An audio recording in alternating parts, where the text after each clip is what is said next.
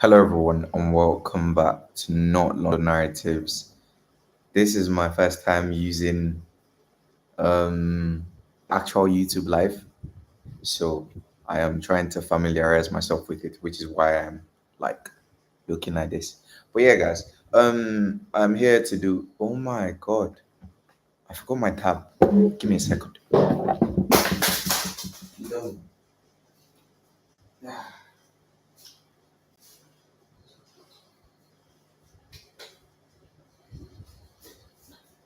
Sorry. Yep. Okay. Yeah, I am with my tab. So, because that's where I have my notes. I just fell down my earpods. So yeah, once again, let me start again because now I'm ready and I think I familiarized myself with the setup. There are some things that look familiar here. So hello everyone and welcome back to Not London Narratives. Today, guys, we're going to be talking about Tottenham Hotspur versus Burnley. And I know I said yesterday that I was going to do streams after the game, like the Villa Newcastle game. I was meant to watch it, but I ended up waking up late. Then we had the Tottenham Hotspur Burnley game. I was meant to do a review, but then I was like, everybody's going to be doing a review, and if I do a review now, I might not do a review or I might not do a show this night by 10 p.m. And then I tell people I do a show every day 10 p.m. So it's like this is my first time because the season is just starting, and like I said, I want to be doing shows every time. So it was sort of like a conflict, like do I? And then I watched the City game as well. I watched Beats because that's who we're going to be playing next. And I have some notes there. So I just decided, you know what? I will do 10 p.m. as usual, and I will just like reschedule the Tottenham Hotspur review to 10 p.m. So I think that's the best decision, and I felt like it was a good decision. So yeah, Tottenham Hotspur, as we all know, we won 3-0. It was a fairly game. I think we played well. Let me check for it. Tottenham versus Burnley. So it was a fairly good game. We sort of struggled in the first half. In my opinion, I think that we weren't exactly dominant as you would expect Tottenham Hotspur to be against Burnley. But it was very positive, and I think we grew into the game after the second goal. I think after the second goal, the second half actually, we grew into the game quite rapidly, and it got quite comfortable after that. So yeah, as you can tell by the stats, we had 16 shots. Burnley had 14. We had 6 on target. They had 4 on target, and I think that they had a lot of chances to sort of cause us trouble, but we got away with it today. There's context to it. We played Bevel, we played Archie Gray midfield. These are kids. And there's context to it. We played the likes of a Brennan Johnson, who I don't think is going to be in the starting lineup like for the or in the foreseeable future. We played without a 10. And the thing about playing without the 10 and playing without an actual left winger or a left winger that is of the quality that we need is that when you play without these people, it sort of makes you lose the ball a lot. And when you lose the ball a lot, because you're unable to have sustained pressure, so you're losing the ball a lot, and then you're having to defend, and it's becoming like a basketball game, like we saw under Ange a lot last season and the season before. So like I feel like some of the issues that we saw today will be fixed once we have a proper number 10 and we have a left winger where and the thing about the number 10 and the left winger is that they will give us the ability to have sustained pressure basically against other teams and against the likes of a Burnley. Some of the misplaced passes that we're seeing today and all this getting under constant pressure moves in front won't be breaking down as often. So that means that we'll be able to have sustained pressure. Basically, I hope you guys understand what I'm saying because I'm finding it hard to put it into words. Basically, but basically, we'll be attacking wave after wave after wave, and we would have scored like two, three, four, and then the team will be demoralized. So they wouldn't exactly play well, and we would just basically step on their necks, basically, and crush them, crush our opponents, which is what I want to do. And I think that that's what Thomas Frank wants to do with this Tottenham side. But yeah, you can tell here that we dominated possession. We had way more passes. Our pass accuracy was better. We have what people would say are significantly better players, so that's expected. We had 14 fouls. We committed a lot of fouls today. Zero yellow cards, zero red cards. They had a couple of sides, and we had some corners today. And we currently sit third on the table. So yeah, it's nice to have a win today. But I have on my notes, I have no Bisuma on the bench, and then that was because he wasn't on the bench. Thomas Frank had said the issue had been resolved and Bisuma would be on the bench and this and that. But then we didn't see him on the bench. But after, during the press conference, which I watched, he said Bisuma was, what did he say again? Bisuma was, what did he say?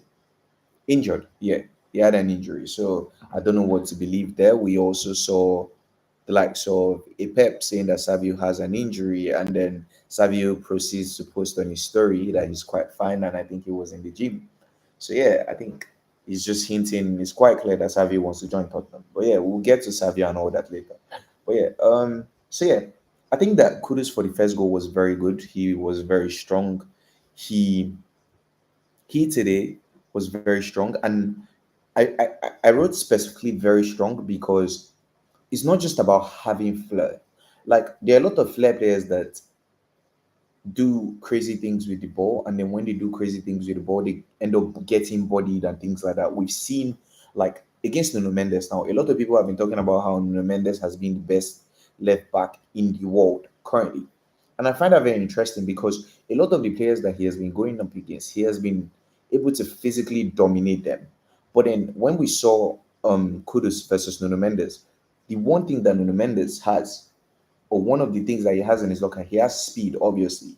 He also has strength, but he wasn't able to physically dominate Kudus because if it was speed, he has that as well. And if it's strength, unlike most wingers, unlike a Brennan Johnson, unlike another bet, this guy has that as well. So it's very difficult for you to try to like dominate him as a fullback. And we saw against Bayern, they were like doubling up against him, sometimes tripling up against him. And that's what you have to do for a player like Kudus. And even sometimes that doesn't even work because he's that good a dribbler. He's that good of in coming out of tight spaces and things like that. So I found that very, very, very interesting. Like his strength and the contrast last season, having a Brennan Johnson that was so weak, even some so weak. Shalanke, when he came to Tottenham, he was looking strong, but as time has gone on, any small thing he's falling down on the floor. He's looking weak. And having like a strong player there, like even in our midfield, we have likes of Bevo, he's still a kid. Bentancur that is lightweight. We're bringing in strong people, we're bringing in men, and we're looking like a strong team. If you look at, and I said this in one of my previous videos, I spoke about how if you look at the likes of a City, the likes of an Arsenal, the likes of Real Madrid, the likes of Liverpool, these teams, the thing about City is that if you want to play technical football, they can play technical football. If you want to play gra football, that's physical football, they can do that as well. And that's what makes them elite because it doesn't matter the kind of opponents they're facing. If you want to say you want to play physical football, they're there. They have players like Haaland, they have players like Rodri, Diaz, Vadio, they're big men, Ake, so many big men, Akonji, like so many big men. So it doesn't really matter how you want to play against City, they will find a way to beat you. Like, do you get what I'm saying? They will always find a way. So teams like this, or little, sorry, I said teams like this, little advantages like this are what sets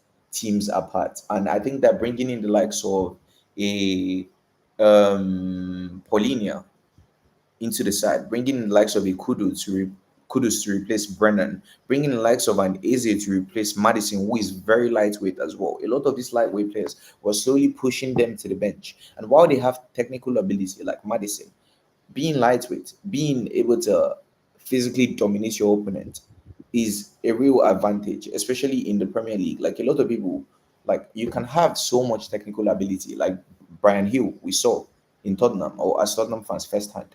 But if you don't have that physicality, you can't necessarily like go up that level that you need, except if you are so technically gifted like a Bernardo Silva. That's an absolute anomaly and it requires insane level of skill. Do you get what I'm saying? But I felt like him being very strong was a talking point that I wrote here because we've seen Brennan Johnson in that position lots of times, and him being physically dominated by people, or not just having the skill to beat a man and whipping a crossbar. Kudus today was different. It gave us a different shape. Another thing I wrote here on my tab is it's not just about like attacking wise, because there were some questions that we had about Kudus attacking wise and how he would be able to let me show up his numbers. How he will be able to improve his numbers like from what we saw at West Ham last season. And that was very interesting. But it's not even just about the attacking wise. If you look at an 8.8 match rating today. But yeah, it's not even just about the attacking wise. It's also about like his defensive contributions. And now let me go back to Brennan Johnson again. Brennan Johnson, like I said, is not half as gifted as a footballer as Mohamed Kudus. But even if like a player like Richarlison now that is also not half as gifted as a Mohamed Kudus, when you know that you're not as talented as somebody else, at least try to sort of put in effort, try to work hard for the team. And that's something that a player like Richarlison does. And that's why a lot of people appreciate Richarlison.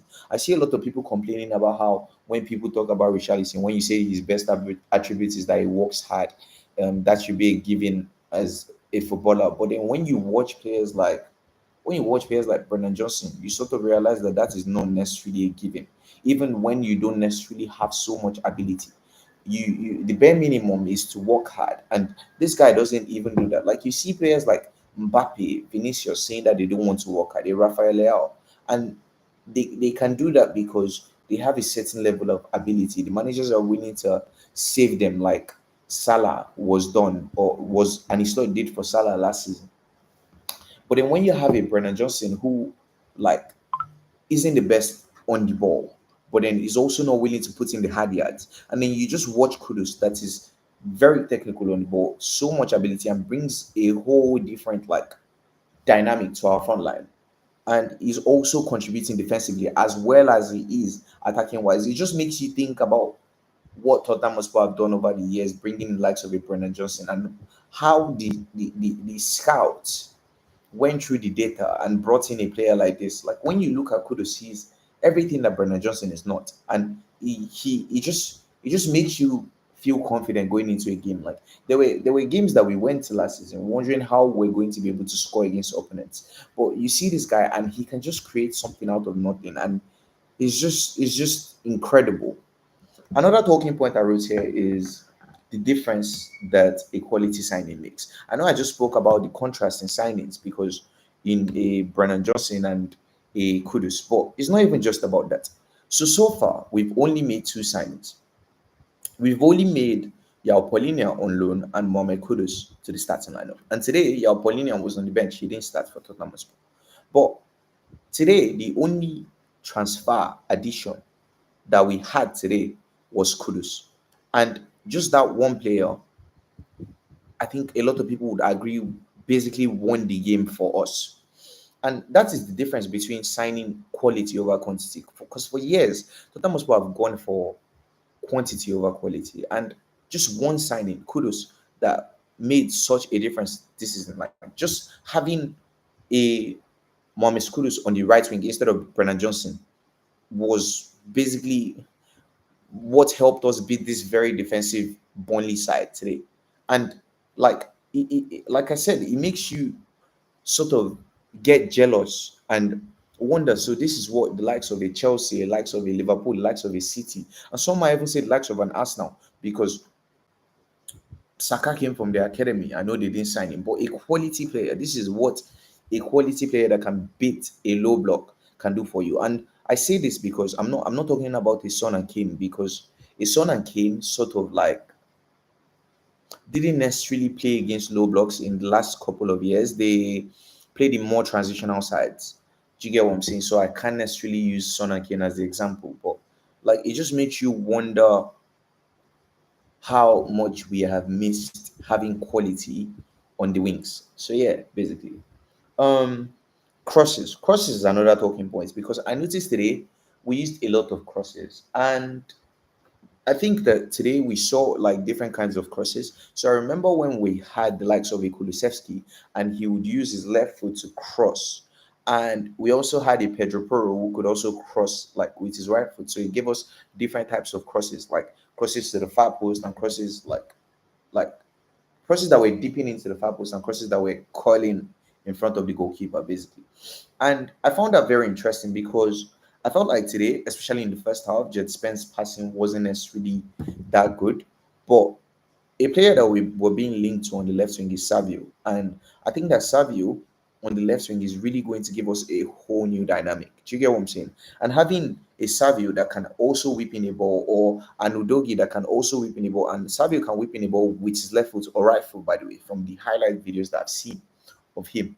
So having a Savio and an Udogi on the left wing is really going to give us so much, like attacking wise, because now I understand that the gulf in class between a Kudus and a Brennan Johnson is huge. But when you have Kudus and Pearl on the right, and you try to mark out a Kudus and Pearl on the right, you have Udogi and Savio on the left.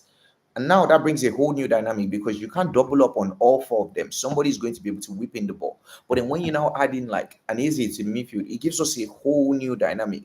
Like, and it makes us so difficult to stop attacking wise because there's so many players. Like, and now you have to go man for man. And because our players are of a certain caliber, naturally they will beat more men than they would lose to like 1v1. Do you get what I'm saying? So I feel like that, like watching that today was very interesting because I was watching Jet Spence today and his passing was quite poor, especially in the first half, like I said earlier. And I realized that it wasn't really, or passing isn't really something that we've actually seen Jet Spence do. I think all the times we've watched Jet Spence, he has been more of a ball carrier than a passer. And watching him pass today was quite interesting because it looked to me like a sort of weak aspect of his game and of his play. That was just my opinion. But yeah, you guys can let me know what you think if you feel differently. But that was just my opinion. I just felt like he was very he lost the ball a lot when he tried to pass and he tried some good things. I saw the idea, but then the execution was poor. Do you get what I'm saying? So yeah, I found that very interesting. Um Yeah. So I noticed today as well that we were also trying to like there were lots of times when we're under pressure that we ended up passing back to the goalkeeper and in times like this Vicario was off his line, like out of the box and he was coming forward. And it just made me see or have a different aspect or see a different aspect of what Thomas Frank is trying to do. So if there's anything that we've seen, I think we are trying to be very direct in our play like sometimes there are times when you've seen us just like wipe a ball in. Do you get what I'm saying? And just go direct, like straight to the striker or straight to Kudus and things like that. We've been very direct in some plays. And Vicario coming out of the box today just made me realize how important a ball playing goalkeeper is, like a goalkeeper that is good with his feet and not just a good goalkeeper. Because I was talking about how after the PSG game, I know that Vicario is a good goalkeeper, but I feel like we would have to move on from him eventually. And I know that currently at the stage we are, a goalkeeper isn't necessarily a major concern. We have a lot of problems to fix, but I feel like after a while we'll move on from the likes of the Vicario. And just watching, let me show you guys what I mean instead of trying to explain. Let me show you what I mean. Okay, so I'm coming. Let me build my lineup and show you guys what I meant or what I mean. So today we played a 4-2-3-1, right? We played a 4-2-3-1. I'll show you guys what I mean. So we had Vicario in goal. We had Romero here. We had Van de Ven. We had Spence. We had who was our right back again? Pearl. Yeah, we had Pearl. We had Bergvall, we had Archie, we had Sar, we had Brennan, we had Kudus, and we had Richarlison, the star boy of the day, R9. So yeah, so there were lots of times when we were high, and if you weren't sure or you aren't sure about us being high, let me just remind you there were some times today that we had Van de Ven running back to defend, and it sort of had me scared because it's PTSD from some of the sprinting he has done under Ange and his hamstring injuries and things like that. But there were lots of times when we were high today, and because we were high up the pitch, we sort of had our goalkeeper. Sorry, I'm trying to move this. So let's do something like this. Yeah, something like this. I think this is an okay height. So we had Van de Ven sprinting back a lot to sort of help us out when Lyle, I think Lyle Foster was thrown goal. But we had Vicario also here at times to receive the ball.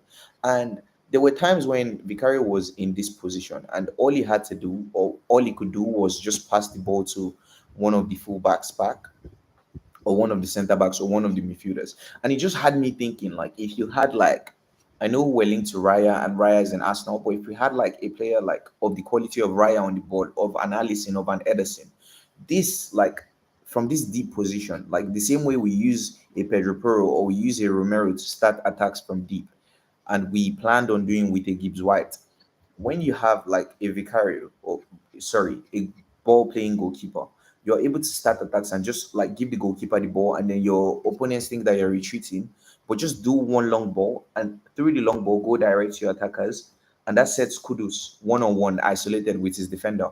And if you saw what happened yesterday, I think it was yesterday, yeah, in the Bournemouth versus Liverpool game, the reason why Bournemouth or Semenyo or the two goals that Semenyo scored were because he was running direct at the defenders, like so a Konate and a Van Dijk. And it doesn't matter how good a defender you are.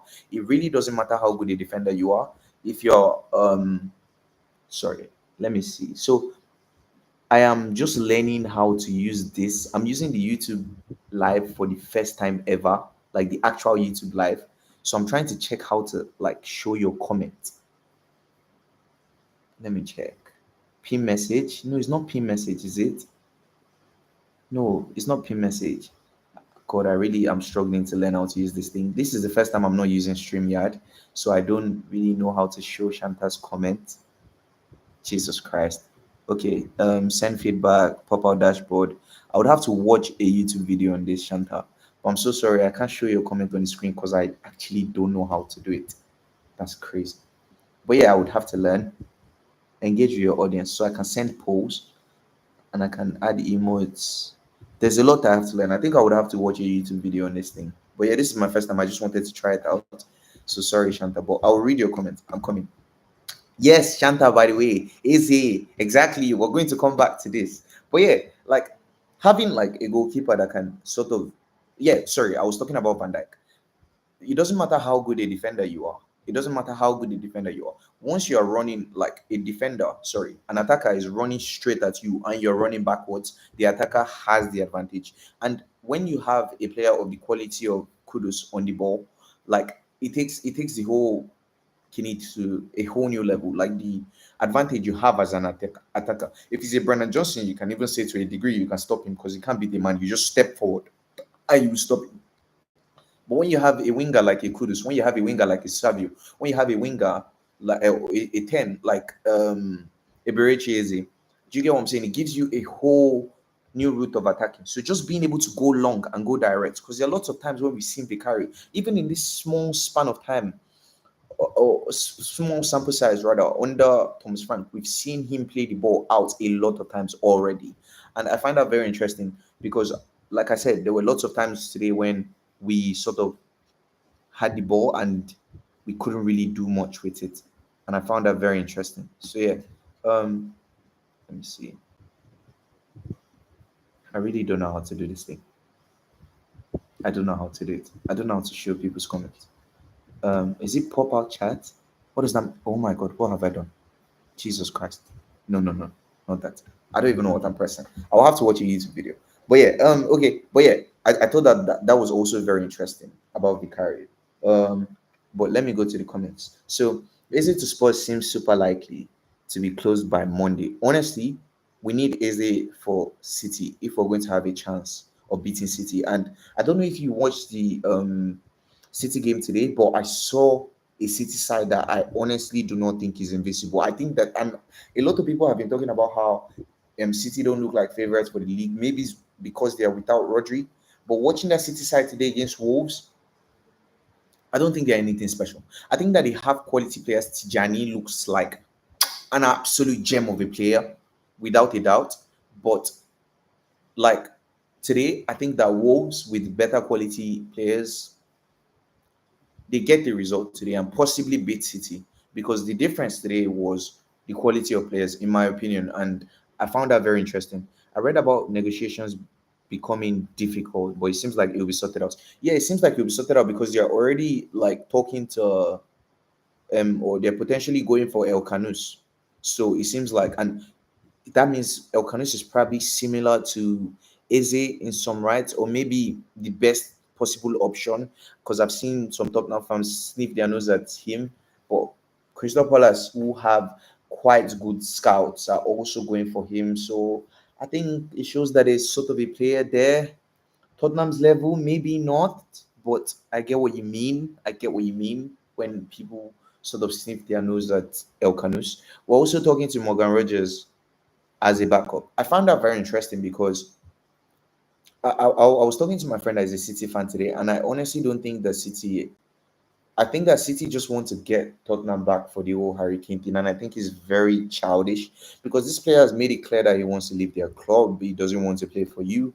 And when Tottenham Hotspur did that,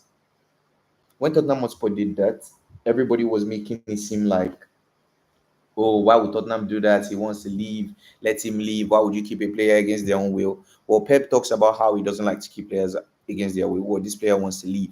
And you can say, oh, pay the price. But you talk about how you don't want to put players, or you don't want to keep players that don't want to play for you. So let him go at a reasonable price. You guys spent what, 21 million pounds on him. You spent 21 million pounds to get him. Okay, 30 million pounds actually. 30 million pounds, and you're asking for 70. 80 million euros is what? 80 million euros in pounds is what? 70 million pounds. That's absolute madness. That's more than double the amount that you spent on getting him. So I just think it's an absolute joke. Like, we may as well just, I think it was Shanta that said that. I think it was you, Shanta. But I may as well just go and spend that money on Leao or something instead of wasting our money on Savio. I think that at that price is becoming ridiculous. We spent 55 million for Kudus, and you're telling me what is better than Kudus? It's an absolute joke. It's too much money, honestly, and I don't think it makes sense for us. Um, okay, well, Savinho has to push like Kudus to make this move happen. Exactly.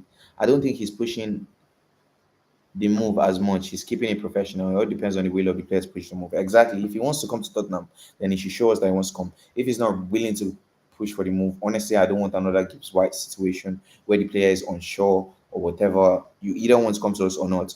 If not, we go for Morgan Rogers, we get him Morgan Rogers, and we move on. Honestly, I don't have time to waste. And if anything, Morgan Rogers is even a better deal in the sense of he's also homegrown, and we sort of have a homegrown issue as well. So that is also an advantage for us. Like, you getting rid of a son, or son leaving, not getting rid of a son, but son leaving that is not homegrown and bringing in a homegrown player is sort of a good thing for us. So yeah, I find that very, very, very interesting. City think they're selling Robinho, not Savio, with the price they're asking for. Hello, exactly. It's madness. It's too much money, honestly. I feel like it's very unrealistic from them. But yeah, let me get back to my notes. Let me get back to my notes. But you can keep on leaving comments. I will get back to them when, like, after a while. Sure, I'll get back to them. Most of our, yeah. So now, as much as Tottenham Hotspur looked good today, and everybody's saying, "Oh, kudos this, kudos that, kudos this, kudos that," I am concerned, or I think is a concern, and it is something that Shanta has sort of let us. We've sort of entered with the conversation we've started having between, or me and Shanta have started having, is that majority of our play was from this right hand side, either Pedro Porro or Kudus, and this left hand side was basically useless because Jet Spence basically didn't want to pass to Brennan because he knew his man couldn't do anything. But on the other side, we saw a Pedro Porro was very willing to give the ball to Kudus because We knew that he's basically our main man at the moment. But having this guy on the wing was basically useless. A majority of our play was here. And then when you play very good managers, like if we're playing against our own manager, Thomas Frank, you will find a way to nullify this guy, which is what Bayern were able to do. And basically, when you nullify Kudus right now, Tottenham Hotspur can't do anything. So as much as majority of our positive play came down the right, and everybody's like, "Oh, Kudus is amazing," long term, it is concerning, and it is why we have to sign a Savio at a reasonable price. We have to sign a Morgan Rogers at a reasonable price. We have to sign an AZ at a reasonable price. I understand that, but we need these guys. Like, we need them. It's not a thing of we want them. No, we need them because we can't have our play going down one side all through the season. Teams are going to find us out easily, and you can't be expecting the likes of a Polinia or a Bentancur to be scoring, or our defenders relying on our defenders for set pieces. Is not realistic and it's not feasible long term. So I think that we need we need we definitely need new attackers. Definitely need new attackers. Shanta said, "Am I crazy for still hating Brennan?" Hating is a strong word, but hating Brennan even after I scored today is also so strange when I say there's nothing else he offers to the team besides scoring. The player has to be so bad for me to say that. You know what, Shanta? I have a friend that is an Arsenal fan, and I don't know if he's trolling me. He's my good friend, and we banter each other about football. But every time Brennan scores, he comes to my DM and he tells me, "Oh, you see, Brennan has scored." And I said to this guy, last season, Brennan Johnson was our top goal scorer. He was our top goal scorer. I believe he was our top goal scorer last season. And people are still telling you that Brennan Johnson is not good enough for Tottenham Hotspur. If that doesn't tell you how bad the player is, nothing else will ever tell you how bad the player is. I told him, okay, if that is not enough, let me just end the argument now. Thomas Frank wanted Brennan Johnson at Brentford. Thomas Frank came into Tottenham Hotspur, and the first person he replaced in his starting lineup, the first person, the position that he thought was the most important, because first we're linked to Mbuemo, a right winger. Then we're linked to Semenyo, who is both footed. Then we're linked to Kudus, who we got in. So we desperately wanted a right winger. And Thomas Frank came, and the first person he replaced was our top goal scorer, Brennan Johnson. If those two things don't tell you how bad a player Brennan Johnson is, nothing else will tell you. Like, there's nothing I can say to convince you anymore. There's nothing I can say that will change your mind. There's nothing I can say, because Brennan, I don't even know what to say about this guy. I don't know what to say about him, because it's not like he has the ability of an Mbappe or a Leao or a Vini Jr. or players of top caliber that they refuse to put in the hard yards defensively. And I'm telling you guys, I said this after the Super Cup. I don't think that this guy is going to last at Tottenham. And I'm saying it like a lot of these players, a lot of them are going to get found out under this manager. A lot of them are going to get found out. Even in Madison. Now, if we bring in an easy Madison, if you don't start performing every week, if you do what you do, where you just go on this short run, or you go on patches, you contribute goals and assists in patches. If you do something like that again, you're going to get found out and you're going to get replaced. Like, do you get what I'm saying? Bentancur, if you don't put in top performances, you're going to get replaced by Yao Polinia. Do you get what I'm saying? Even Vicario, with time, I think he's going to be replaced.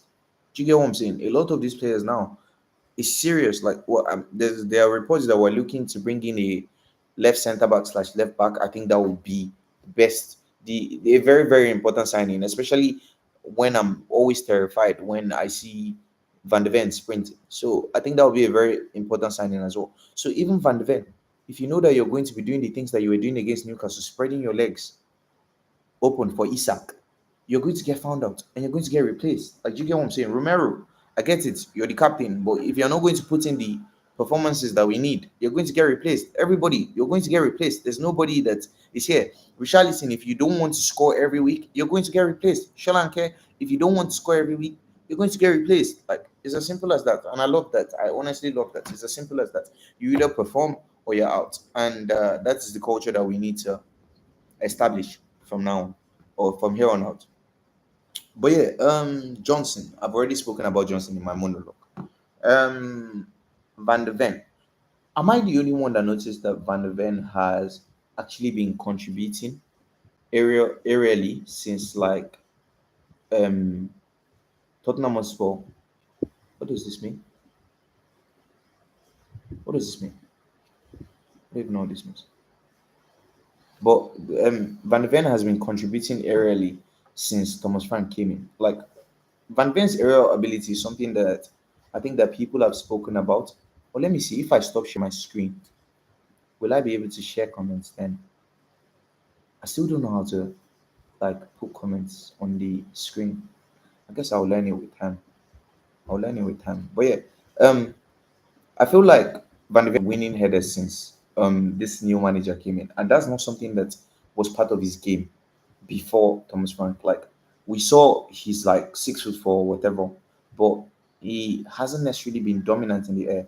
Against PSG, we saw him winning headers. Today again, we saw him winning headers, and that is something that is interesting to see about Van Ven because that's something that we've sort of had complaints about him that as good a player he is, he just doesn't do enough aerially, especially for his height, and he sometimes looks like he's scared of getting into headers and things like that. But yeah, that's something that is very interesting. Um, so at the end of the second half, or towards the end of the second half, as the half went on, of the first half, sorry, or as the first half went on, I wrote down here, having poor attackers is a problem. Same thing happened against PSG because you keep on losing the ball and being under pressure. So yeah, basically, like this is what I spoke about, like the sustained pressure thing. If you have an Iberici is a you have a a Savinho, a Kudus, because of the quality of these attackers, you're able to have sustained pressure. But when you have the likes of a Brennan Johnson, and I know Richarlison was good today, but I've watched him for what 3 4 years now under Conte, 2 years under Ange, and now this is his fourth year at Tottenham Hotspur. So yeah, like I've watched him for like 3 4 years, going to the fourth year now. When you have players like this, you can't necessarily keep the ball. They lose the ball so often, and because of that, we're under constant pressure. And that was what happened against PSG. Is that you don't have attackers to sort of carry you up the pitch and things like that. The same thing happened against Bayern in preseason. Like, do you get what I'm saying? So I feel like we need attackers that can sort of help us have or maintain sustained pressure on our opponents for a reasonable amount of time and just keep on going attack after attack after attack, like different waves of attacks. And it goes back to the improving the quality of players that we have thing. So when you improve the quality of players that you have, you sort of go to a whole new level and you're able to do this. So I found that very interesting. Um, I've spoken about how Kudus is everything for Tottenham Hotspur right now, and everything is going through him, and how that is a concern long term. Okay, so this was after the Richarlison goal. So I wrote Richarlison and Solanke will look better when they have better wingers with them. And this is because Richarlison and Solanke, as we all know, are no Harry Kane or Heung-min Son. They're not the most clinical players ever. They are strikers that need sort of 5 6 chances to score two. Do you get what I'm saying? And today I saw a different side of Richarlison. And I know we've seen this Richarlison before. He scored a brace as well against Everton. I think that period when he went on that purple patch when he was scoring goals. But the thing about a Richarlison and Solanke having better wingers and better players around them and us being able to keep sustained pressure is that their work sort of is reduced. So Solanke is required or a Richarlison, you're no longer required to go out of the box and do link up play and do all these things. You have an Eze doing it for you. So when you're inside, when we have attackers that can keep the ball, attackers that can cause trouble for the opponents, you sort of are able to tell you sort of are able to tell a Richarlison or a Solanke to just wait in the box and do what they are able to do, which is get on the end of crosses, get on the end of low crosses, high crosses, through balls, link up plays, and just score goals. And like limiting a player's responsibilities can literally be the difference between them being a very mediocre player and elevating them to the point where they are a decent Premier League player. Do you get what I'm saying? And if you think back to Aston Villa, for instance, we saw how just telling or Unai Emery just telling this guy Ollie Watkins to just stay in the box and stop all this pressing, stop all these other things you're doing, just get goals for me, and how that took an Ollie Watkins to a whole new level. Like, do you get what I'm saying? And today, I wrote Richarlison today reminded me of the Brazil Richarlison in the sense that the and the thing in common between this Richarlison today and the Brazil Richarlison is that having a good winger that can give him quality deliveries. So we always wonder why there's such a gulf in class between Richarlison for Brazil and Richarlison for Tottenham Hotspur. And the difference is that for Brazil, he's not being told to link up the ball. He's not being told to hold up the ball, this and that. No, just go into the box and Neymar will deliver it to you. Vinicius Junior will deliver it to you. Rafinha will deliver it to you. Like players of top quality. And today the only addition, like I said, to the first 11 was Kudus, and we've already been able to see that having a quality player and the quality deliveries that this guy is able to put in for a Richarlison, how a little like something that some people might look at and say, "Oh, that is such a minor change," can really elevate the level of a player like a Richarlison. But yeah, I thought that was very interesting. Um, Let me see. I've spoken about this as well. How many times did we see? Yeah, how many times did we see Brennan Johnson in that position where Mohamed Kudus was last season, but he was unable to do anything. He's unable to beat a man. He's unable to whip in a reasonable cross. There were lots of times in the 2 years that Brennan has been here that he's crossing the ball from the right and he's crossing it out for a throw in on the left. And just watching Kudus today was an absolute breath of fresh air. Like honestly speaking, the contrast between him and Brendan Johnson is incredible. Like, and it makes you once again wonder how much Tottenham Hotspur have struggled with having the likes of a Johnson in the last couple of years, a Hume Son that is declining in the last year, especially having the likes of a Matistel last year who wasn't the best performer for Tottenham Hotspur, another bear that was barely fit last season, and the likes. Like, it just makes you appreciate more likes of a Mohamed Kudus and his ability, honestly. And another key thing that I wrote here today was that I felt comfortable after a while. Like after two, three, I felt comfortable, and that's a feeling that I haven't felt in a long while as a sports fan, honestly. And it was very interesting to feel that way because a lot of the time under and even though we're 1-0 up, 2-0 up, you always knew that we're so open and we could concede at any time. And I'm not going to come here and act like this performance was perfect. It wasn't. We got away with some absolute crazy things today because Burnley's attackers weren't exactly the best, or sometimes Van Ven putting out fires for us. But we felt it felt comfortable today. Like I felt like, yeah, we're in the lead and we're going to get the result we needed today. And that was a very unfamiliar feeling. Like I was very calm watching the game. I didn't feel pressure. I didn't feel tense in any way, shape, or form. I just felt relaxed, and I was just waiting for the final whistle, honestly. So yeah, it was a very, very, very nice feeling to feel comfortable and to feel like we're going to win. It was a very, very unfamiliar feeling. And I think that Tottenham Hotspur fans are very easily and very quickly going to fall in love with Thomas Frank because after what I've seen in the PSG game and now today, I genuinely think that it's going to be so easy for us to buy into this manager, and I just hope that the board also buy into the manager because I get it. Maybe this summer we go out there, maybe we sign a left centre back, maybe we sign a Eberechieze, maybe we sign a Savio, maybe we signed a Kudus, we signed a Polinia.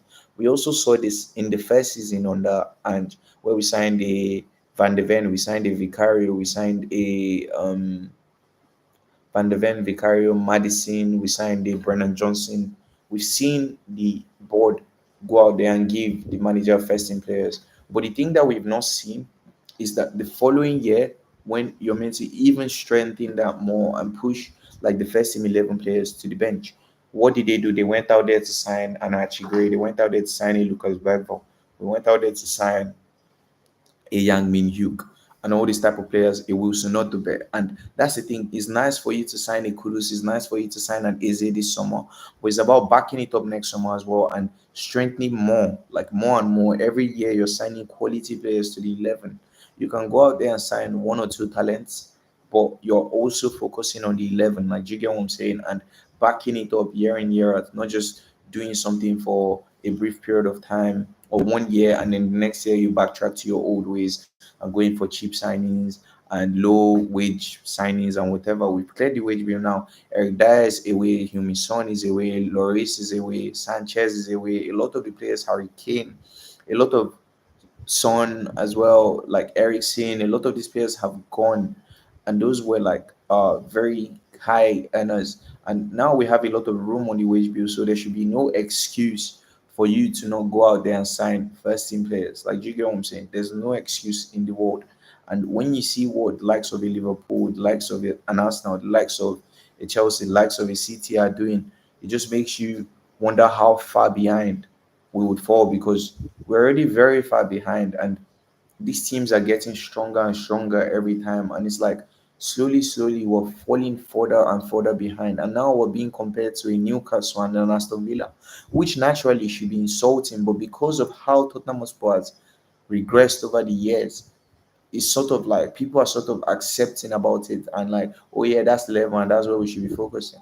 Tottenham Hotspur should be fighting for the top four in the Premier League. We should be in that top four conversation, and I feel like Pochettino sort of made it a normality where we sort of, it was top four and what else. But like now, after years out of the Champions League and out of like the top four, it's been a minute since we finished in the top four. It was I think we finished in the top four since Pochettino left only once, and that was under Antonio Conte in his first season, the first half of the season he had. So yeah, we should be in that conversation, and we should be able to build teams that get us into that position. Do you get what I'm saying? Not some of the positions that we're looking at right now, and I find that very interesting. So I just hope that the board not only do it this year but next year as well. Don't go back to signing the Archie Grays, the other best. No, go out there and sign more Savios, more Azes, more Kudos. Like, and watching today, because I saw um, Daniel Levy was in attendance, which he basically always is.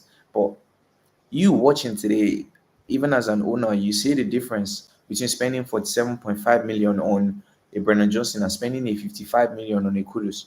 And you can look at it and say, oh, it's only a few pounds, like a few million pounds. But when you look at the golf in class, it makes you wonder what you've signed in a Brennan Johnson. And I know this is, I'm not trying to hate on the kid. I hope I put him out today or in my prime predictions as my breakout star. But it makes you wonder how you've spent 50 million on a what's his name, a Matistel, like how you spent for 7.5 million on a what's his name, Brennan Johnson, how you spent 60 million on a Richarlison. And I know he scored a brace today. I know, but Richarlison didn't just come to Tottenham Hotspur today. Richarlison was in Tottenham under Conte. Richarlison was in Tottenham for 2 seasons under Ange. And I've seen enough of Richarlison. I get it, kudos to him, good. But I've seen him for 3 years. Like, do you get what I'm saying? I'm not going to come here and act like I just saw this player for the first time today. No, I didn't. And I've seen enough to know that this guy is not good enough for Tottenham Hotspur. Do you get what I'm saying? So it makes you wonder how like insane it is that you've spent a lot of money on some of these mediocre players, honestly. And I don't know, it's just very, very interesting to see. But yeah, and I think that another interesting thing is how like the manager spoke about how, I think it was in his press conference, he spoke about how we've been basically focusing on defending and we've not really focused on attacking. We've been focusing on defending and set pieces.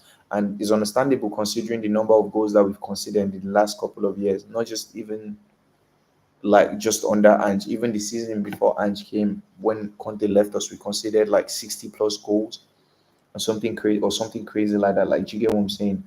And thinking like, because today now I saw some players trying to shoot from outside the box. And from all the videos that I've watched and researched on Thomas Frank, I know that he doesn't necessarily like his attacker shooting from outside the box.